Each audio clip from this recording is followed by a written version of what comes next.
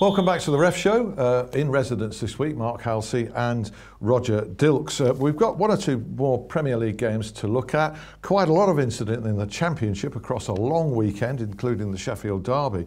But just to kick off this half, well, Darren Ferguson really kicked off, didn't he? Some quite astonishing comments that he made following his team, Doncaster Rovers, 1-1 home draw against Plymouth Argyle, in which Andy Haynes was refereeing, and Darren Ferguson was annoyed. He felt his team was denied a late penalty for a foul on Andy Butler, and earlier on he felt that their goal, the Plymouth goal, there'd been a foul involved in that. His quotes included, "Referees are not fit enough, the standard is disgusting," and when asked what should the FA do about it, he simply said, "Shoot them." Now, okay, all right, we know that it's not literal, we know it's sort of tongue-in-cheek and half-joking, and he subsequently apologised, quite rightly, for that particular remark. On what context do you see this now, fellas? Listen, he's got a point about the standard and the fitness of refereeing at Football League level, League 1 and 2. I feel sorry for the referees at that level because there's no motivation for them. They're just doing League 1 and League 2 games. There's nowhere for them to go. There's no cup finals for them to do. There's no chance of promotion. The referees that are coming to the end of their careers, there is a severe lack of quality and fitness, but I put that down to the coaching and the management of Dave Allison. I think that's the problem there as well.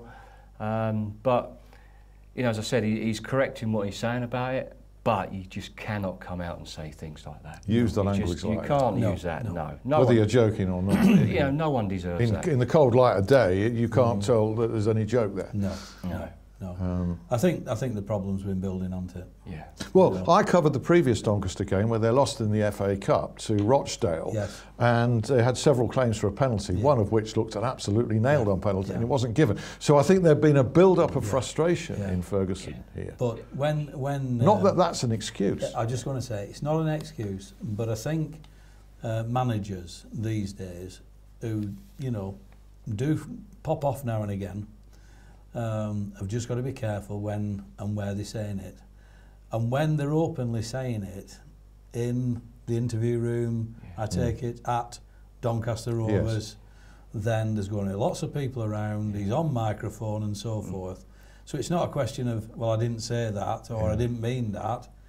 It's there. It's there. Now, he's apologised. Should that spare him from, or do you think that the FA will act on this? We don't know. You may know by the time that you watch the show. I think they're right to him for his observations. Yeah, they're certainly right to him. Listen, it's an emotional game. It's you know, managers are very emotional. Their frustrations and when decisions don't go their way, it costs them their jobs. But the bottom line is you can't go on record with that sort of castigation of referees and what you would do to them. And the Football Association, without a doubt, will write to him. Yeah. Okay. I mean, I saw the game. Looking at the equaliser, was it a foul? Yes, it was a foul. Looking at the penalty, was it a penalty? Yes, it was a penalty. So and this was Andy Haynes, and he has to take some responsibility. But you can't be using language like that. No. And certain language on the field has raised headlines at the moment. We can't comment. We don't know what the language on the field was. For instance, in the West Brom 2 Brighton 0 game, bong of Brighton and Rodriguez of West Brom. There's a row there. Rodriguez has made a gesture, pinched his nose. There's an allegation something was said to Bong. But when are players gonna grow up? When are they gonna grow up? Move on. That's a good way to top and tail that. Yeah. Exactly. Also, Crystal Palace 1, Burnley 0. Michael Oliver and John Moss was in charge of Huddersfield 1, West Ham 4. Your former team crashing. You weren't happy with the referee. No, we can move on from those because they were well beaten on Saturday. David Moyes has got West Ham playing well, and they took advantage of too many players at Huddersfield not performing on the day. Good luck to them. Fourth goal foul? No. Yeah, it could have been, but I mean, game was over, Mark. Yeah, game was over. Yeah. Championship kicked off on the Friday night with the game I was at. Sheffield United 0, Sheffield Wednesday 0. Wednesday had a man sent off. Was the wrong man sent off in that? This was Glenn Loovens on a second yellow when Ross Wallace stayed on the field for a yellow card that every time you watch it on replay looks more and more red, doesn't it? Worse. Yeah. I think you're absolutely right, Alan. I think that let's not take anything away from David Coote. He had two big decisions to make. For the rest of the game, I thought he was excellent. He was calm, he was composed, didn't get sucked into things. His movement around the field of play was excellent. And then he had the Leuven situation. The first one was a caution, no two ways about it. Took his player out and yellow card was the correct decision. The second one, and we always have the advantage of TV. So Dave's following through. And when you see it on TV, Leuven's makes an attempt to play the ball. Silly, rash. Yeah, but he stops. He don't carry through with the free kick. And therefore, it's just careless because he just touches his opponent who falls over. From behind where David's following through, I can understand why he cautioned him, but it's wrong. You're a Sheffield Derby referee of some experience, so you did pretty well overall, you reckon, David? Yeah, I mean, I understand what Roger's saying, but for me as a referee, and you want an excellent performance, and you don't want to make mistakes. No, and you don't. But when That's you look at comment. it, there's two big key decisions there that are wrong. That are wrong. And yeah, listen, he's done well. He's refereed a game well. But then you know to improve, you've got to be hard on yourself, and you've got to look at. But there's a common theme throughout the leagues, isn't there, Roger, about recognition of careless and reckless. As you've said many times, and we can perhaps go on straight away to Andy Madley's game. Now, the referees very highly rated. Cardiff 4, Sunderland 0. Didier Yandong sent off in that game. Yeah. I looked at it, layman's view, more than harsh, I thought. What did you think? I've got to say, I'm with you. I mean, I thought that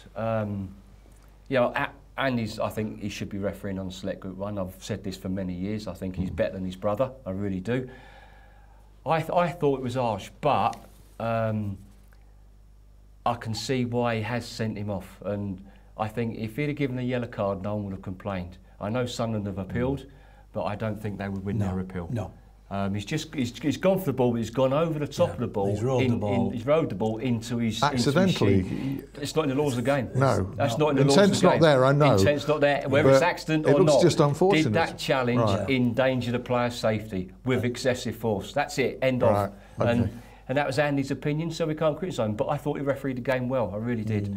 Nigel Adkins, a former goalkeeper, was the first to admit that the referee, Darren England, in Hull 0, Reading 0, was right to disallow a goal for Hull when Jean Torrell, the Hull player, kicked the ball out of the hands, or one hand on the ball, of the keeper, Vito Manoni. So no controversy there. It's great to see Yapstam and Adkins coming out in favour of a refereeing decision. Well, that's funny because you've got Nigel Atkins, a former goalkeeper, and you've got Yapstam, a foreign player. Both think that's okay. It'd be interesting if we had two English coaches, what their view would be on it.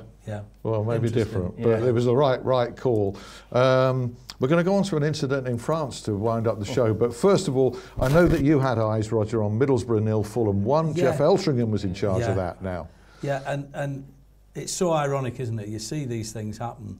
We have a situation earlier in the game where Callas from Fulham manhandles Braithwaite from Middlesbrough and literally throws him to the floor.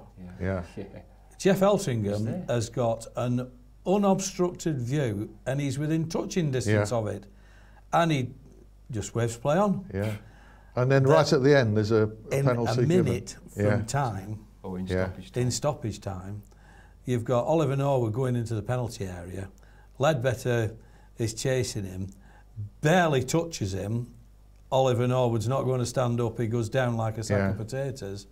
Penalty.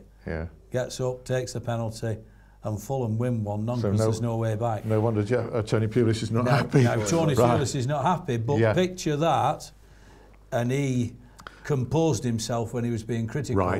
Which is the way that we should have. We've got a minute left. Do yourselves a favour and have a look on the internet at an incident in France involving Nantes defender Diego Carlos, who trips the referee. The referee was Tony Chaperon, and the referee then kicks out at the player, Carlos. The referee sends Carlos off. What's going to happen to the referee? Have you seen this? Have you seen this? What do you think? It's a total accident, isn't it? I don't know. I'm not sure what's going through the referee's mind. That's right. There's an accidental bringing him down. He runs across him. But so as he kicked out of him, was he just trying to get his... The referee. Yeah, it's a bit like a petulant Beckham against Argentina in that World Cup many years ago. I think he's in hot water. Yeah. What a decision.